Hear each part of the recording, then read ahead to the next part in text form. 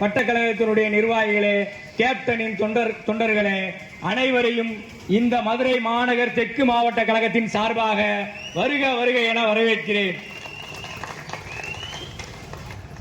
விதைத்தவன் உறங்கினாலும் விதைகள் என்றுமே உறங்குவதில்லை என்று சொன்னால் சேகுவேரா.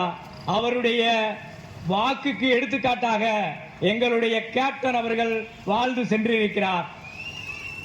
இந்த பொதுக்கூட்டம் எதுக்கு அப்படின்னா, எங்க கேப்டனுடைய புகழ் ஏற்கனவே எல்லா டிவிலையும் உங்களுக்கு சொல்லிட்டாங்க.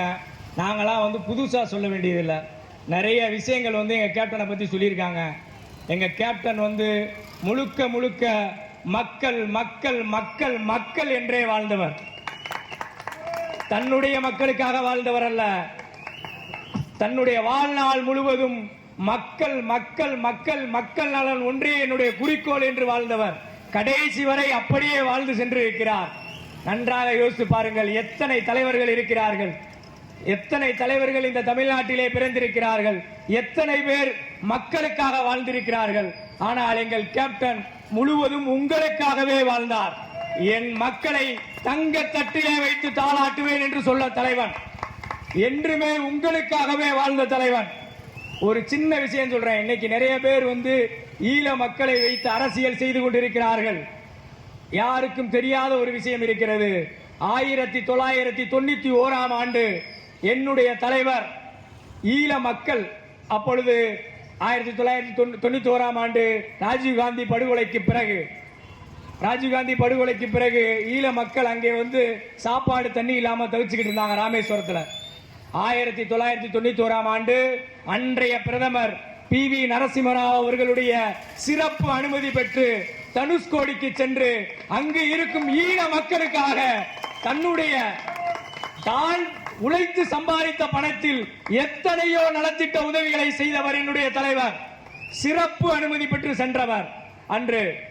இன்றும் தன்னுடைய தலைவன் பிரபாகரன் என்று தைரியமாக ஒரு பொதுக்கூட்டத்திலே சொன்ன தலைவர். அந்த பிரபாகரனின் நினைவாக, தன்னுடைய தலைவன் பிரபாகரனின் நினைவாக தன்னுடைய மூத்த மகனுக்கு விஜய பிரபாகரன் என்று பெயர் வைத்தவர் என்னுடைய தலைவர். என்று சொல்றான், ஆளாளுக்கு ஈழ மக்களை வைத்து அரசியல் செய்கிறார்கள். ஆனால் அந்த ஈழ மக்களை வைத்து அரசியல் செய்யாத தன்னிகரற்ற ஒரு தலைவர் கேப்டன் விஜயகாந்த் அவர்கள். நன்றாக யோசித்து பாருங்கள் மக்களே. இன்னைக்கு எத்தனையோ அரசியல்வாதிகளை நீங்கள் பார்த்திருப்பீர்கள். என் தலைவனை போல் ஒரு அரசியல்வாதியை நீங்கள் பார்த்ததுண்டா? வாழ்நாள் முழுவதும் மக்களுக்காகவே வாழ்ந்து சென்றிருக்கிறார். ஈழத்தை வைத்தும் அவர் அரசியல் செய்யவில்லை. யாரை ஆட்சி கட்டிலே அமர்த்துவார்கள் என்று கடைசி வரை சொல்லிக் கொண்டிருந்த தலைவன், என்றுமே மக்களுக்காக வாழ்ந்த தலைவன். சொல்ல போனால் ஒரு சின்ன விஷயம், அதாவது ஒரே ஒரு சின்ன கதையை மட்டும் உங்களுக்கு இந்த இடத்துல நான் சொல்ல விரும்புறேன். எல்லாருக்கும் மகாபாரதம் தெரியும். மகாபாரதத்தில் தர்மரை எல்லாருமே மிகப்பெரிய தர்மவான், தர்மர் அப்படின்னு ஏன் எல்லாருமே தர்மர்னு ஏன் பேர் வைக்கிறாங்க, தர்மர்னு ஏன் அவரை கூப்பிடுறாங்க அப்படின்னா, அதுல ஒரு சின்ன விஷயம் இருக்கு. என்ன அப்படின்னா, அவங்க மகாபாரதத்தில் பாண்டவர்கள் வனவாசம் சென்ற போது, வனவாசத்திலே அங்கே முனிவர்களுக்கு யாகம் செய்வதற்கு உதவி புரிந்து கொண்டிருந்தார்கள். உதவி புரிந்து கொண்டிருந்த போது அங்கே யாகத்துக்கு அரணிக்கட்டை, அதாவது இதுல நம்ம வளர்க்கிற அக்கினியில அரணிக்கட்டைன்னு ஒன்று போடுவாங்க. அந்த அரணிக்கட்டை போடுறத ஒரு மான் தூக்கிட்டு போயிருச்சு. நீங்களாம் கேள்விப்பட்டிருக்கீங்க, மாயமான்னு சொல்லி ஒரு கதை கேள்விப்பட்டிருப்பீங்க. அந்த மான் அரணிக்கட்டையை தூக்கிட்டு போயிருச்சு.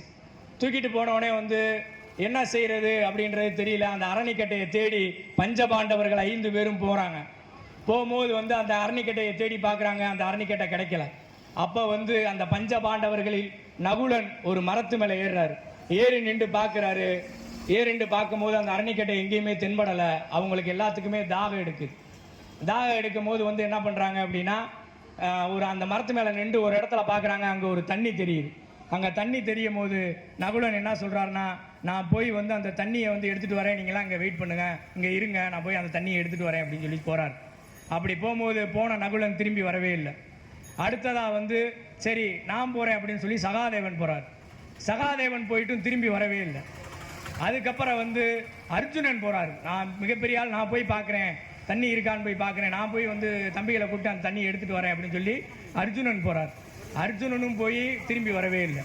அதுக்கப்புறம் அதுலலாம் மிகப்பெரிய வீரன் பீமன் போறாரு. பீமன் போயுமே அந்த தண்ணியை கொண்டு வர முடியல. அங்கே போனவங்க திரும்பி வரவே இல்லை. என்னடா நம்ம தம்பியை வந்து 4 பேர் போனாங்க, யாருமே திரும்பி வரலையே அப்படின்னு சொல்லிட்டு அந்த இடத்துக்கு தர்மர் போறார். தர்மர் போகும்போது அந்த தண்ணியை எடுத்து பருகலான்னு போகும்போது பார்த்தா அந்த 4 பேருமே அங்கே இறந்து படுத்து கிடக்காங்க, இறந்து இருக்காங்க. என்ன செய்யறதுன்னு தர்மருக்கு தெரியல. எதனால வந்து இவங்களுக்கு இறப்பு ஏற்பட்டுச்சுன்னு தெரியல. பக்கத்துல போய் பார்க்குறாரு, என்னடா இது நம்ம தம்பிகள்லாம் இறந்துருக்காங்களே, என்னாச்சுன்னு தெரியலையே அப்படின்னு அந்த தண்ணியை இது பண்றதுக்கு இறங்கி நடந்து போறாரு. அப்போ ஒரு சத்தம் கேட்குது, குந்தியின் மைந்தனே நில், அந்த தண்ணியை பருகாத, நான் கேட்கிற கேள்விக்கு பதில சொல்லிட்டு அந்த தண்ணியை குடி. அந்த தண்ணியை குடிச்சனாலதான் உங்க தம்பிய 4 பேருமே வந்து இறந்து கிடக்காங்க. என் கேள்விக்கு பதில சொல்லிட்டு அந்த தண்ணியை குடி அப்படின்னு சொல்லி ஒரு சத்தம் கேட்குது.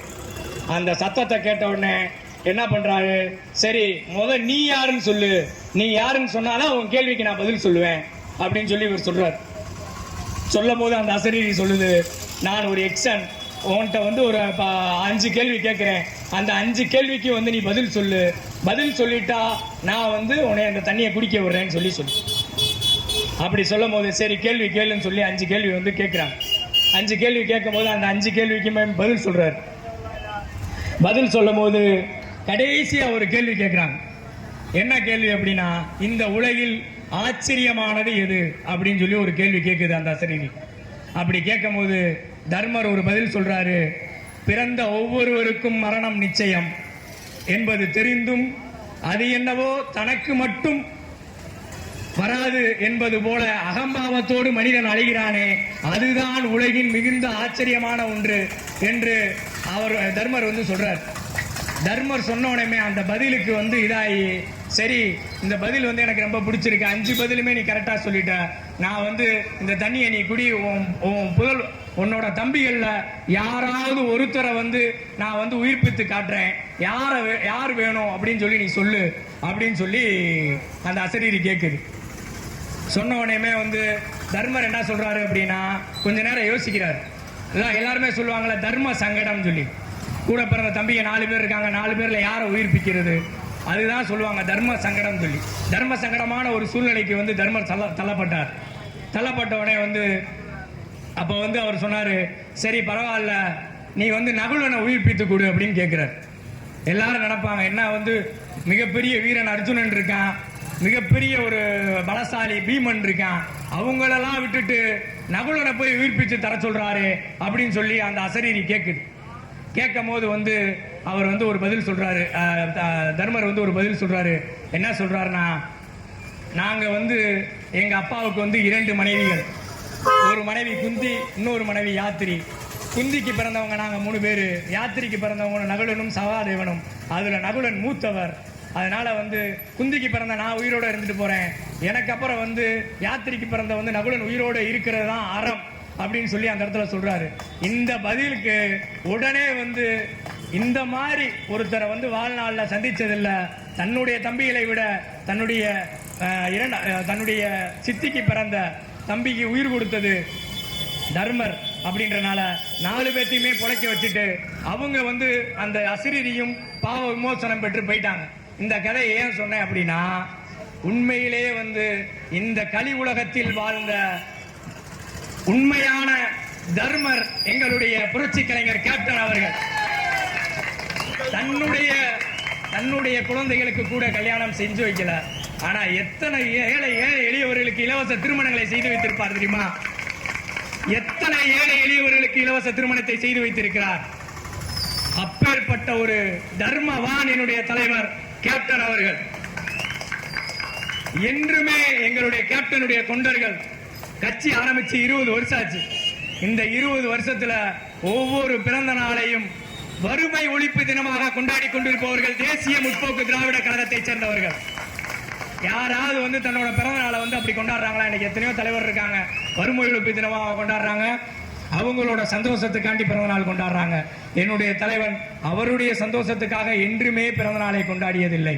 அன்றும் இன்றும் என்றும் மக்கள் மனதில் வாழக்கூடிய ஒரு தன்னிகரற்ற தலைவர். அந்த தலைவர் சொல்லி கொடுத்தது மாதிரிதான் எங்க அண்ணியும் இன்னைக்கும் பாருங்க, எங்க கேப்டன் இன்னைக்கு வந்து இறந்ததுக்கு அப்புறமும் இன்னைக்கும் நீங்க கோயம்பேடு போனீங்கன்னா நீங்க வந்து காலையில இருந்து சாயங்காலம் வரைக்கும் நீங்க சாப்பிட்டுக்கிட்டே இருக்கலாம். அன்னதான பிரபு அப்படின்னா எங்க கேப்டன் தான். அந்த அன்னதான பிரபுவுக்கு கூடவே இருந்து எத்தனையோ மீடியாக்கெல்லாம் மனசாட்சி இருக்கா? ஒரு மனைவி தடுத்தால் ஒரு கணவனால் ஏதாவது செய்ய முடியுமாங்க? நீங்க இருக்கீங்க, எத்தனை லேடிஸ் இருக்கீங்க, நீங்க தடுத்த உங்க கணவனால ஏதாவது செய்ய முடியுமா? இத்தனை காலங்கள் தொடர்ச்சியாக உதவிகளை செய்து கொண்டிருக்கிறார், இன்றும் உதவிகளை செய்து கொண்டிருக்கிறார். அவர்தான் எங்களுடைய அந்நியார் அவர்கள். ஏன்னா எப்பயுமே அவர் அவர் அவர் ஒரு விஷயத்தை ஆசைப்பட்டார்னா அதை 3 மடங்கு பெருசாக்கி செய்யக்கூடியவங்க தான் எங்க அந்நியார் அவர்கள். ஆனா இந்த விஷமத்தனமான மீடியாக்கள் அவங்கள போய் வந்து பழி சொல்றாங்க. அதாவது பழி சொல்றதுக்கு எதுவுமே இல்லை அப்படின்னா யாரையாச்சும் ஒரு ஆளை வந்து குற்றமா வந்து காட்டணும். எங்க தலைவரை ஒரு காலத்துல ரொம்ப, அதாவது இன்னைக்கு சொல்றீங்க நல்ல தலைவர்னு, இடையில அவ்வளவு ஓட்டு ஓட்டுனீங்களே, அவ்வளவு தூரத்துக்கு மீம்ஸ் போட்டீங்களே, உங்களுக்கு எல்லாம் வந்து மனசாட்சின்னு ஒண்ணு இருந்துச்சா?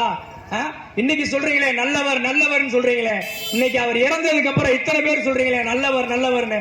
எத்தனை காலம் உங்களுக்காக பல மேடைகளிலே கத்திக் கொண்டிருந்தார், எத்தனை காலம் உங்களை தங்கத்தட்டிலே வைத்து தாளாட்டுவேன் என்று சொல்லிக் கொண்டிருந்தார். அன்றெல்லாம் நீங்கள் யோசிக்காமல் விட்டுவிட்டீர்களே, இன்று கூட உங்களுக்கு வாய்ப்பு இருக்கிறது. அடுத்ததாக எங்களுடைய தன்மான இளைய தலைவன் விஜய பிரபாகரன் வந்திருக்கிறார், எங்களுடைய கேப்டன் போலவே வந்திருக்கிறார். இந்த ஒரு முறையாவது எங்களுக்காக வாய்ப்பை கொடுங்கள். உங்களுக்காகவே வாழ்ந்து கொண்டிருக்கிற இயக்கம் தான் தேசிய முற்போக்கு திராவிட கழகம். தயவு செய்து யோசித்து பாருங்கள். யாரையும் குறை சொல்வதற்காக இல்லை, எல்லாருமே இன்றைக்கு குறையோடு தான் வாழ்ந்து கொண்டிருக்கிறார்கள். இன்றைய ஆட்சியுமே குறையோடு தான் நடந்து கொண்டிருக்கிறது. எனக்கு முன்னாடி பேசின எத்தனையோ பேர் எவ்வளவோ குறைகளை சொன்னாங்க. இன்னைக்கும் சொல்றேன், உங்க மனசாட்சியை தொட்டு யோசிச்சு பாருங்க. நீங்களா சந்தோஷமா இருக்கீங்களா? உங்க மனசாட்சியை தொட்டு யோசிச்சு பாருங்க. நீங்களா சந்தோஷமா இருக்கீங்களா? ஏழை என்றுமே ஏழையாக தான் இருக்கிறான், பணக்காரன் என்றுமே பணக்காரனாக தான் இருக்கிறான் என்றாவது உங்கள் வாழ்க்கையில் ஒளியை ஏற்பட்டிருக்கிறதா? யோசித்து பாருங்கள். யோசித்து பார்த்து இனி வரும் காலங்களில் நன்றாக உள்ள தலைவர்கள் யார், மக்களை நேசிக்கக்கூடிய தலைவர்கள் யார், மக்களுக்கு உதவி செய்யக்கூடிய தலைவர்கள் யார், மக்களுக்காகவே வாழக்கூடிய தலைவர்கள் யார் என்று பார்த்து உங்களுடைய வாக்கை செலுத்துங்கள் என்று கூறி வாய்ப்பளித்தமைக்கு நன்றி கூறி விரைவுகிறேன். நன்றி, வணக்கம்.